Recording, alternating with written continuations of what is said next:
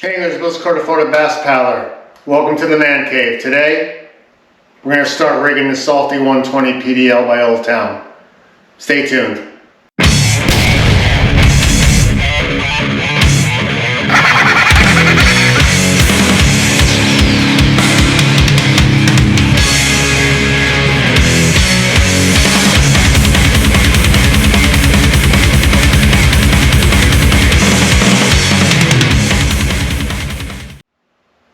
Okay, so we're going to go ahead and start rigging the Old Town Salty 120 PDL.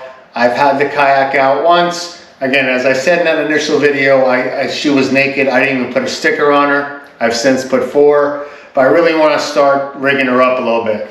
Now, the challenge with this kayak is that there's no tracks in the rear, but that's not a problem. I was able to work around that. The only thing I usually use my rear tracks for, my Predator PDL, was for my camera mounts. There's another way for me to do that, so problem solved.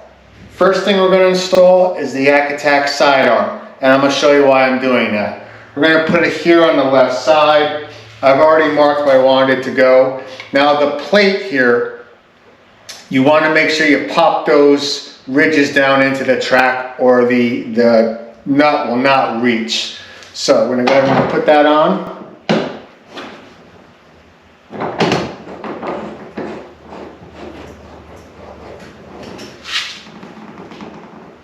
She's on there nice and tight. Now the reason I'm using a sidearm for this kayak on this side is for my cameras. If you watch any of my videos, I do about 3 different angles. One of which though, I sometimes use for recording, but mostly for the hero shot. So the first thing I'm going to put on the sidearm is the PanFish portrait. And we're going to put that right here. Get it in place and lock it down. Now I do keep this loose, not loose to the point where it's going to fall off, but enough where I can move it. I keep my GoPro laying down, so if I want to speak to the camera, I can go ahead and just lift it up, hit the record button, say what I want to say, and when I'm done, I can put it back down. Now what am I doing at this side here? I'm going to put another lock and load base on there.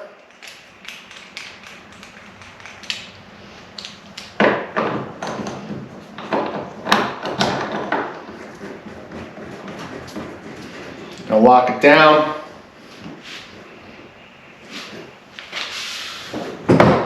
And now I can put my PanFish on here. So why 2 camera mounts off of the same sidearm? Well, what I can do is if I want to, I could squeeze this, swing this arm out, depending on what side I'm on.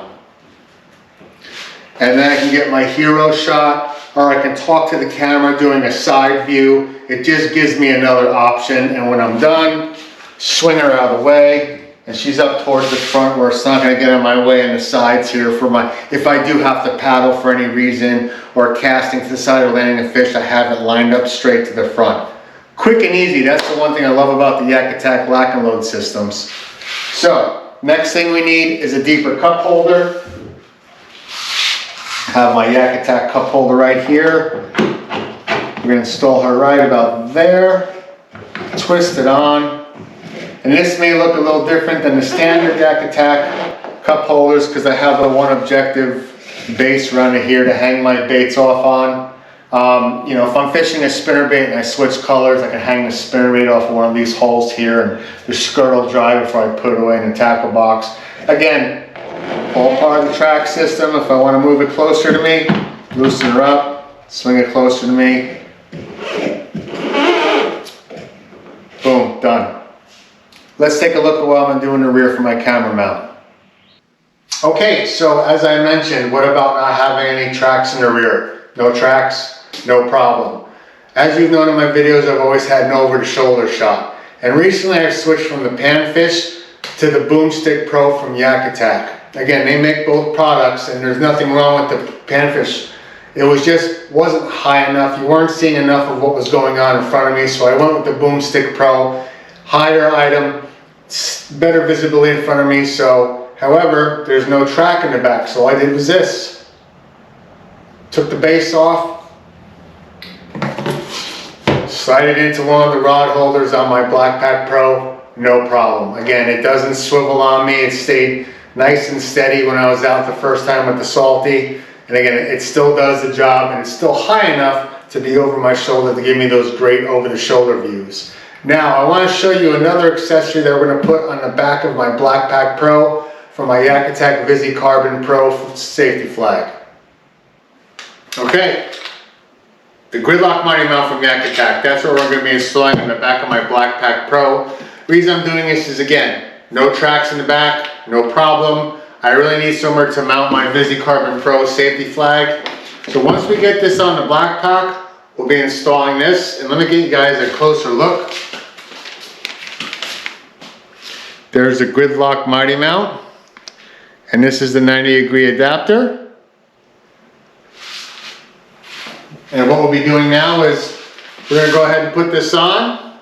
Then we'll put the adapter on. And I'll show you how it works. So here it is right here. This is the GridLoc MightyMount, and I've said that before.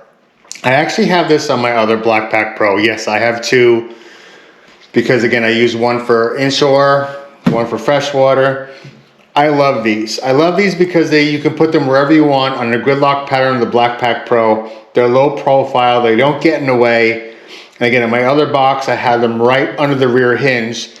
And what I can do is take this 90-degree adapter,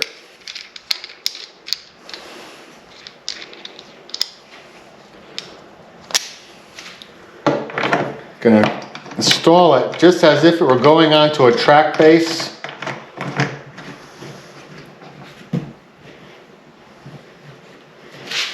And then now I can take my VISICarbon Pro and go ahead and loosen that T-bolt, slide her in, lock her down.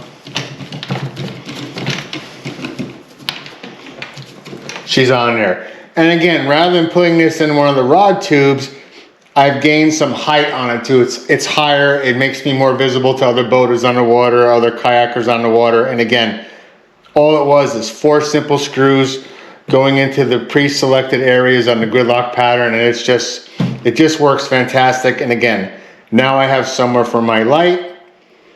If I don't want to keep this 90-degree adapter on, I can screw the knob, take it off, leave the GridLoc base on. You won't even know it's there because again, it sits so flush. It's just such a great, easy, compact item to help you customize your BlackPak Pro any way you want it with some additional accessories. It'll also take a lock and load base, but it's just a perfect item for my flag. And again, it will not interfere with the opening of my BlackPak Pro lid. So that's another plus right there.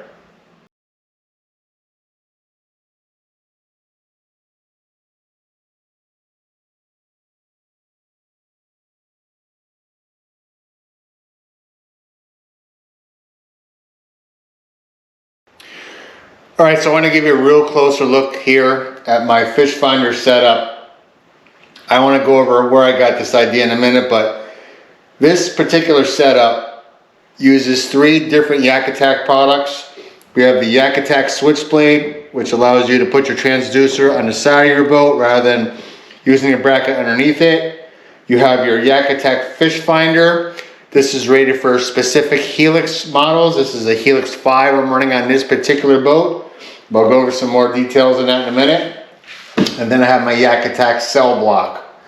Now, I want to go over why I went with this setup. And I first want to give you an even closer look at it.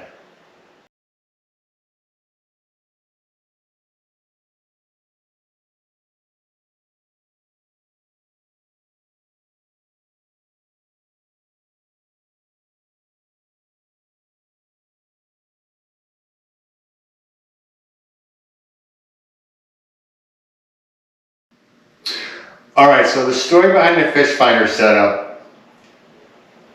Initially, I was going to do a through-hole install using the YakAttack wiring kits, but I'm going to be honest, I fell in love with this boat the first time I took it out, and I really, as of right now, didn't want to drill any holes in it.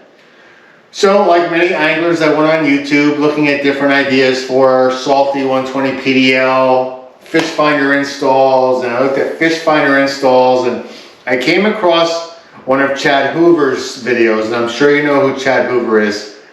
And he did this on his kayak. And the reason he did it like this was it still maintains a lower profile, and I'll explain in a second.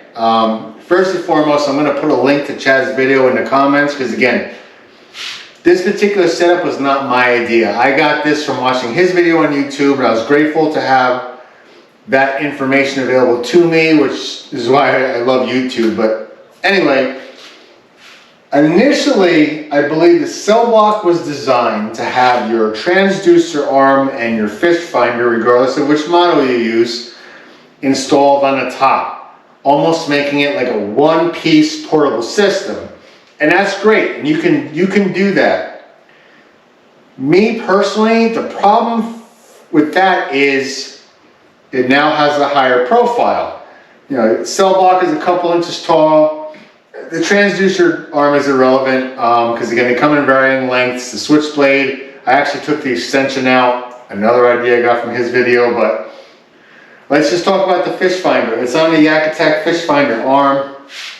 If you have it straight up, you're looking probably at a good 10 inches maybe. And it gives it a higher profile. Again, this is not a huge kayak. It's a 12-foot kayak. It's wide, it's roomy, but I don't want something that tall in front of me, especially when I cast with my right arm, and I like my fish finder on my right side, so I didn't want something that tall. So Chad's thinking was, in the video, at least from how I got the information, was this still maintains a lower profile. And again, because of the versatility of the YakAttack arms, you could pretty much put the fish finder where you want it. I believe he kept his like fairly loose so he can move his for when he's standing, when he wants to change settings, etc. But it allows you to kind of just put the fish finder where you need it. Again, I'm going to try it on the water for the first time, and then I'll make my micro adjustments, because again, I'm not sure exactly if this is how I want it. Right now, I don't want to drill into the hull of the kayak.